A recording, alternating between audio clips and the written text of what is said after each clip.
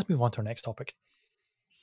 Jamie, how long have you been looking forward to a Netflix show of Gears of War?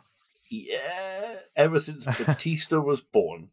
The man was born to play Marcus Phoenix. So Netflix has announced a live-action movie and an animated series.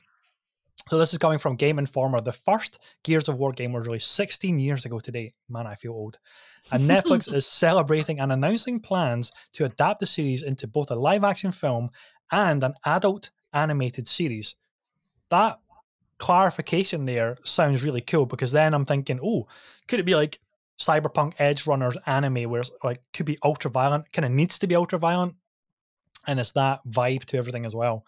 So it says the streaming giant revealed the news in a tweet that's light on details, but states it's partnering with Gears developer The Coalition. And based on the tweet's wording, it sounds like the animated show will come after the movie's release, but it may not stop there as well. So there's potential for more stories to follow. The internet has just jumped on this, tears of joy from everybody all around, and everybody's been putting together their ideal cast list. I have my ideal cast list. Of course, it's Batista. He has to be Marcus Phoenix. But my top picks is John Bernthal as oh god, I've forgotten the friend's name. What's Dominic? his name? What's the best? Dom. Thank you. God, brain meltdown there. I totally went blank as Dominic. So the Punishers, John Bernthal as Dom could be awesome.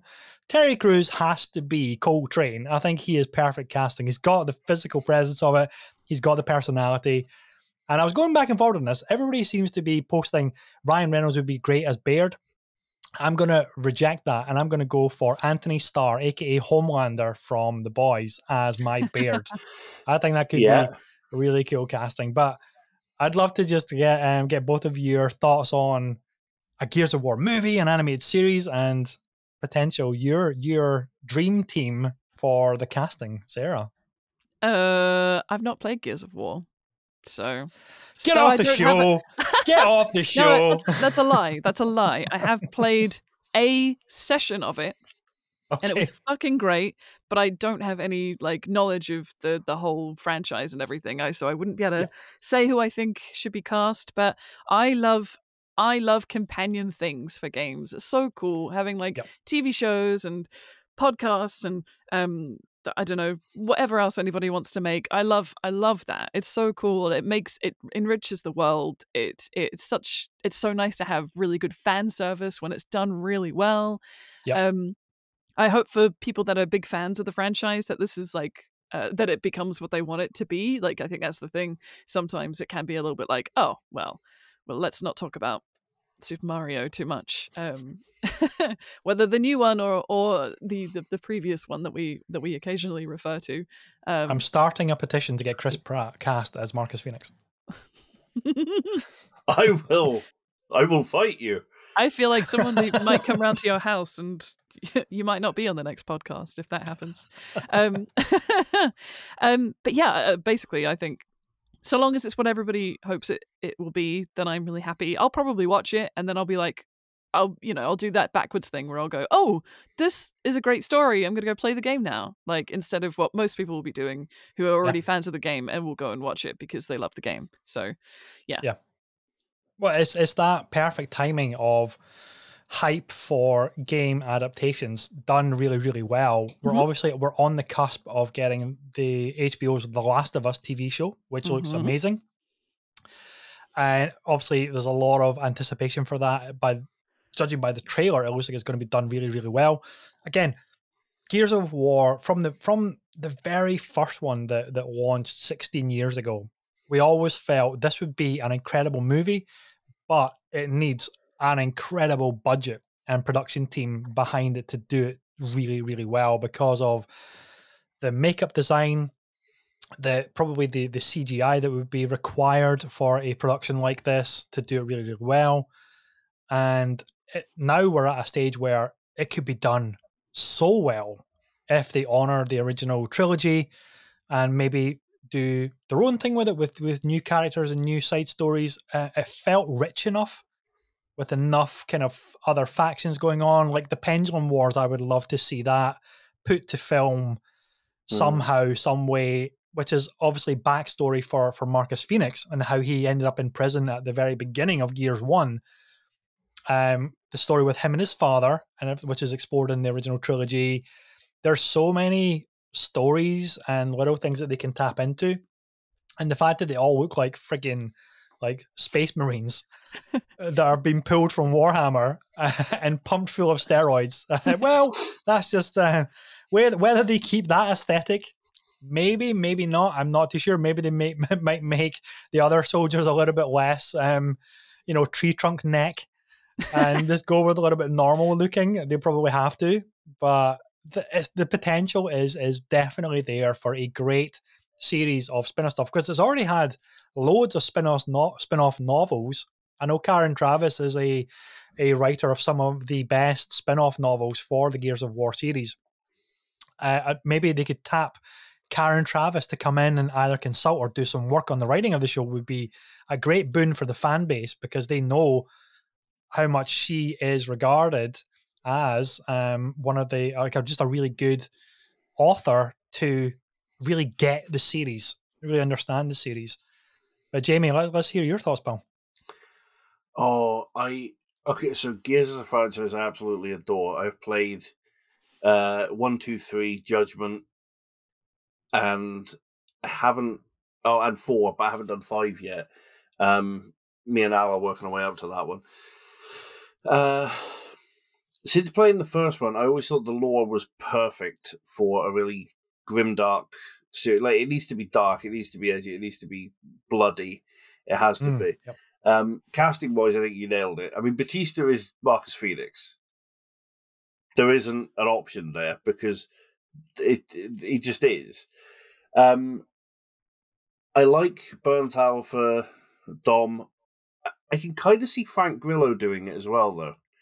Because I like Frank Grillo, and I think he can embody the role. Baird, frustratingly, Chris Pratt would work well for Baird.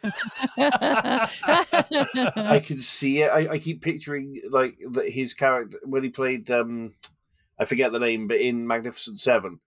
And yeah, I could kind of see him as Baird, but Ryan Reynolds, because that man, and Terry Crews for Cole, because again he's born to play the role. So there's or Ving Rhames. Ving Rhames could do Cole. He's the cheaper option. It depends how much money Netflix want to spend. So true, yeah, it could be brilliant. It could also be very, very bad. Like we've seen, there is a massively whipsawing swingometer for whether video game tie-ins are good or bad. And I want them all to be good. More of them tend to be bad, or at least historically. Just recently, we've been getting a lot of good stuff. So fingers crossed. But the just Gears as a whole, it's just such a good franchise with such a rich storyline. The backstory of it, which is we know quite a bit about, but is touched upon. Like that, we know a fair bit just from the games about the Pendulum Wars, but only from sort of building up an image of it ourselves from all the references and bits and pieces that are mentioned. So you don't always get like the full story, which I like, because it's a little open. So if they do go back into their past and explain the story, they can play around with it a bit. They're not too rigidly stuck to a very, very, laid out storyline, which I think is ideal, because they can't fuck it up as much if they're not like in the best possible way. You can't, if there's no story to deviate from, then you can't deviate. You can only tell your version, so that's a good thing. So, but the only two other things that spring to mind is, one, I bet they wish they had this ready a year earlier, because announcing this for the 15th anniversary is better than the 16th. Must be annoying someone, because it bugs me. And obviously the director should be Uwe Boll. I heard to say. That really hurt to say. Even in jest, that was painful. But Jamie, by the time this actually comes to market, it's probably going to take 4 years to develop it and get it out. So it'll be coming out in time for the 20th. You know, True. So think about that. I'll take that. It's a psychologically satisfying number. It is. You got to round it up. Odd numbers, and it's just so wrong. It messes with people's OCD.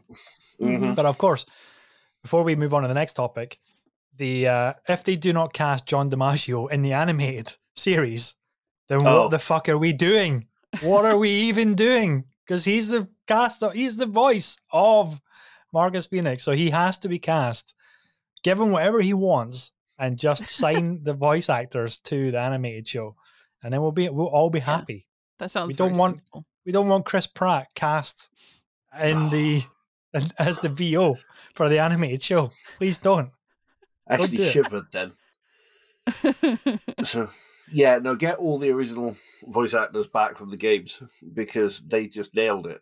Like the acting's really good in Gears. That's the thing, the acting. Although I hope that Dom isn't as stupid in the film, and I will never ever let I will never let them get away with this. When I played Gears for the first time solo, because I played it first time co-op, but when I played it first time solo, Dom, run by the AI, we get into the belly of the worm, right, which is a thing in the right, and I'm there chainsawing arteries because God, I love that game, right? And Dom turned around apropos of fucking nothing and waded into a sea of blood and drowned himself in front of me. It was too much for him. The AI is just I've had enough. I can't go on. I've had enough. I've lost Maria. I have nothing else to live for. I'm just going to end it. And the AI took that upon itself to do that. Yeah, but he could have. I mean, he could have at least said something. I'm just like, it's all right, Dom. We're getting out of it, and he just looks at me like, meh. That's so bleak. Fucking Reginald Perrins it clean into the juices of this worm's belly. And I'm like, why? And that was me screwed, because that's a game out. I was like, okay, fine, start again, great. See, you phrased that as really bad AI. I think that is incredibly smart AI. But it's made the decision to just end it. Accurate. Just at the end of his tether, yeah. It's true, you don't often see that in games where one of your AI companions just goes, I can't do this anymore, man. You're like, wait, what? Overwhelming odds. We can't overcome this. It's time to just end it. A bit brave decision from a game developer where you get the option at the start of the game just to say, jump. Just jump. You're not. There's no way you're making it through that. Yeah, just I would have taken that option in World at War. Call of Duty World at War. I would have taken that option rather than the constant torrential downpour of grenades. So there's I can't remember which game it is, but there's a trophy or an achievement if you like exit from the game really, really early on, and it's essentially the trophy is something like nope. Because you don't want to, because the game is just too much. I think it's a horror game. I can't remember what it is. Someone will know. Someone will send me a tweet at some point and tell me it was this, by the way. I need that for all horror games, like Outlast or something like that, or Resident Evil. It's a nope. Yeah, it'll be one of those. Just a nope. It's the nope trophy. No, I had to peace out within 2 minutes of the game starting. Nope. Yeah, nope. I mean, can you imagine, like, poor Ethan Winters, the first time he gets his hand sawn off in Resident Evil 7, it's like, okay, fuck it. My wife's dead. I'm not even going to bother now. I'm just like, I'm out of here. I'm done. Come back to Minecraft. Exactly.